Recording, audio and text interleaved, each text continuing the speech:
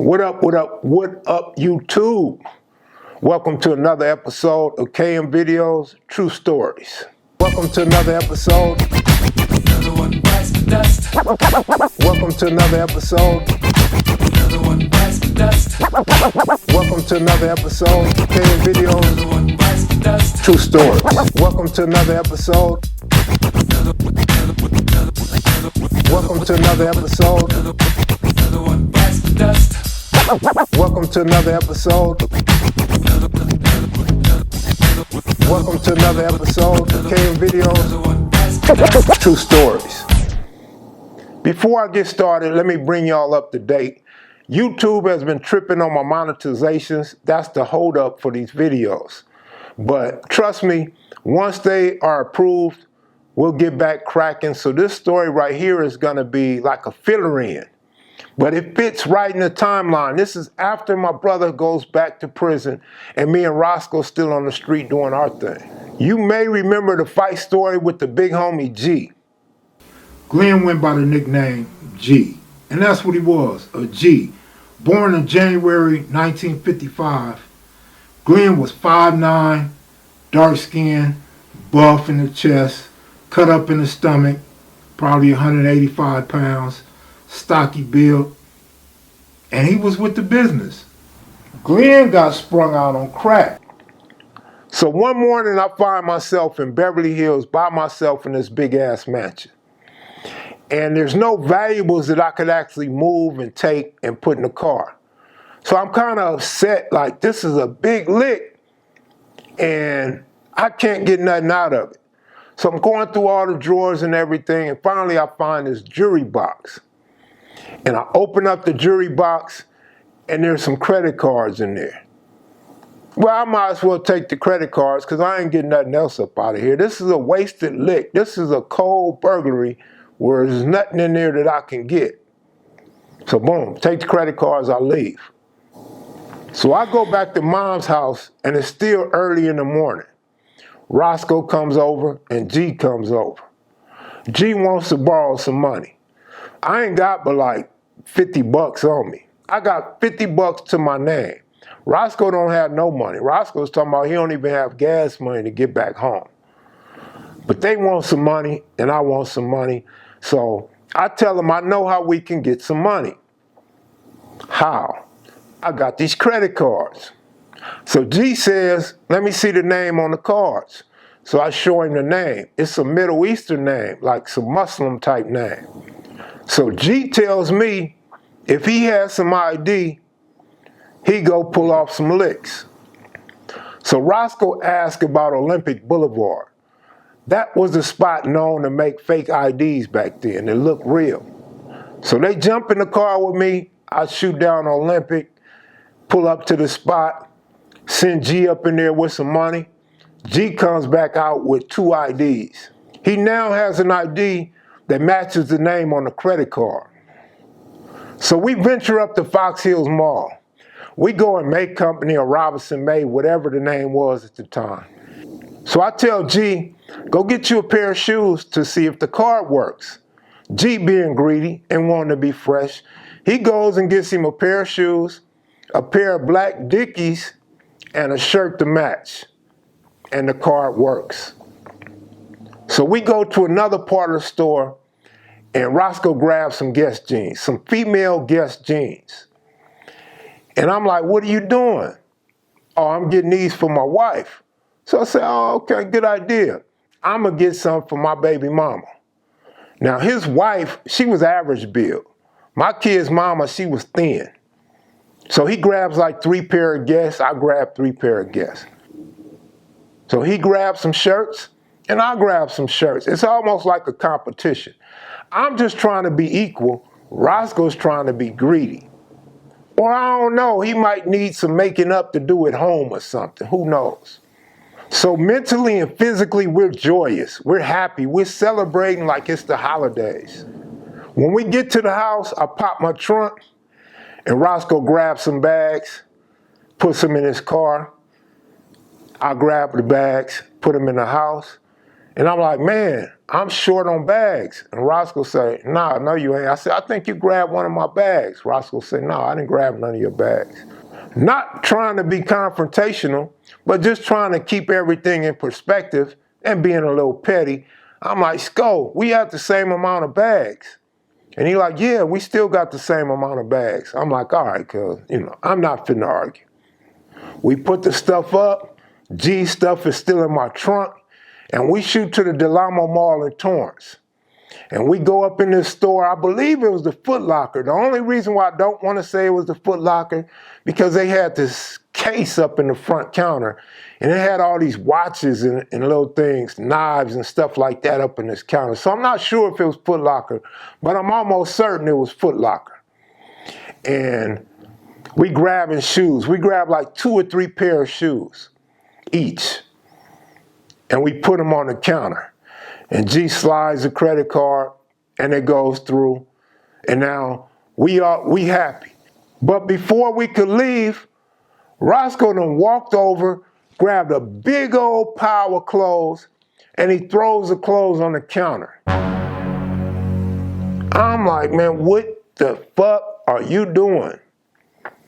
So Glenn like, don't worry about it, don't worry about it. And Glenn go grab him a stack of clothes and throw his clothes up there. So I tell Roscoe, you tripping. I pull Glenn to the side and say, nigga, let's get up out of here. Glenn steady saying, I got this, man, this is me. Don't worry about it. And Roscoe still grabbing shit. So G tells the guy, let me get that watch right there. And Roscoe say, yeah, I like that. Give me one too. I mean, they not even trying on these clothes or nothing. They just grabbing shit and throwing it on the counter. Me personally, I thought it was suspicious and I know what's going on.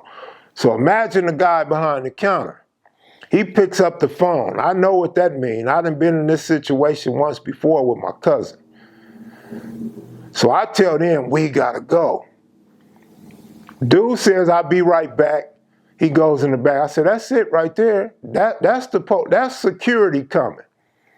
So I walk out of the store into the shopping mall. Roscoe is between me and G. Roscoe's waiting to pick up the clothes, I guess, when they bag them up. I don't care about the clothes, and I don't care about the shoes. I'm trying to get the hell up out of there. Now I see these armed guards or police coming. And it's one, and then there's one about probably 120 feet behind him. And he's in a hurry.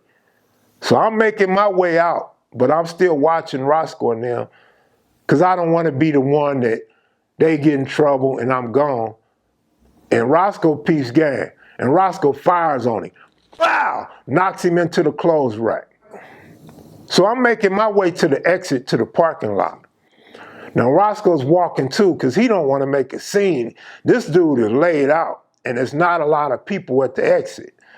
So I walk out, Roscoe walks out, and we see about 8, I bullshit you not, about 8 police cars pull up, 8 black and whites. Now these are police, these ain't no guards or armed security. And we go get in the car, and the whole time we talking about, man, G is gone, G going to jail. And Roscoe saying, I hope he don't tell, I hope he don't tell. I'm like, I hope he don't tell either, because I ain't been in the pen yet. Roscoe's on parole, G was on parole. And boom, we get away, we go home, we chilling. Roscoe gets his clothes and goes home. Roscoe comes back and pops his trunk. I'm anxious to see what he got in the trunk. He pops the trunk and there's Guess jeans in there. And I'm like, what you doing? You selling clothes now, nigga?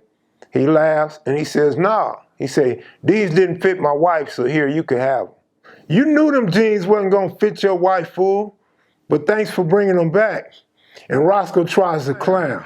He says, what, nigga? What you doing over there feeding your baby mama marshmallows and Rice Krispies? Oh, Rice Krispie treat ass nigga. So I fire back on him. You Idi Amin looking nigga. You bald bull from Punch Out looking ass nigga. You gargantuan mouth ass nigga. And Glenn is laughing his ass off. And Roscoe tells him, what you laughing at, nigga? Get your ass in the car and go get some more clothes. This is turning into an intermission for a bag-a-thon. And this is the type of shit me and Rosco and Bam, we would always do. Peanut, Baby Cal, we always bagging on each other, even in serious situations, especially in jail. You have to know us to know how our relationship was. Like, it was never too serious to joke on each other.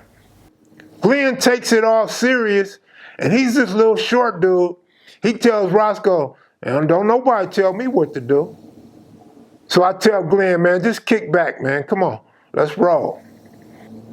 Seem like I'm always the peacemaker amongst friends because I know how to deal with the different attitudes. And when attitudes clash, I always have to step in and do the right thing. We're supposed to work as a team. We all operate as one machine. Plus, I was like the smooth criminal because I was always getting away with things. At least for now. So I'm at the house chilling, and the phone rings, I pick it up, collect call from G. I hang up. You not finna call me from the substation, fool. I ain't falling for that. He calls back like 2 or 3 more times. I hang up. A couple days go by, I get a collect call from G. I answer the phone, he's in the county jail. So G tells me, he said, look, man, I'm not even tripping. I've been out there smoking. I'm finna dry out. I'm finna go take this deal. But I need you to send me $100. When I get ready to get out, I need you to send me my dress outs. And that bag with the clothes and the shoes, say them for me and we good. So I'm like, all right. So G takes a deal for like 5 years. They gave him a burglary and I don't know what other charges. So boom, he gets ready to get out. He calls me. I shoot him his dress outs. He come home.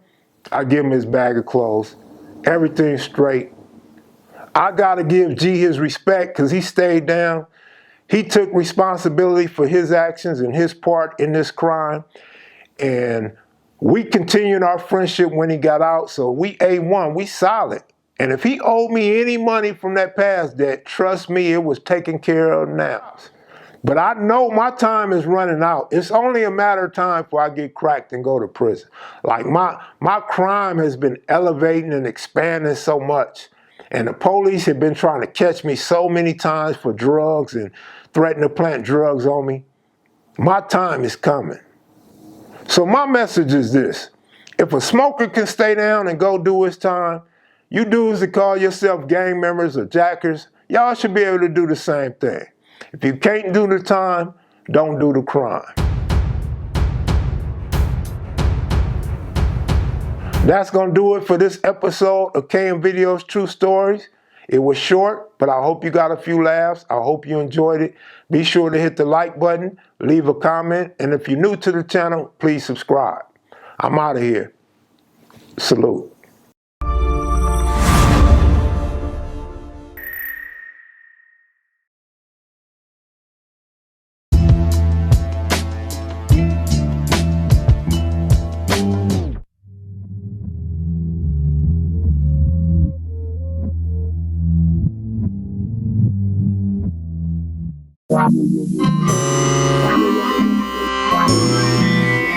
Sitting reminiscing.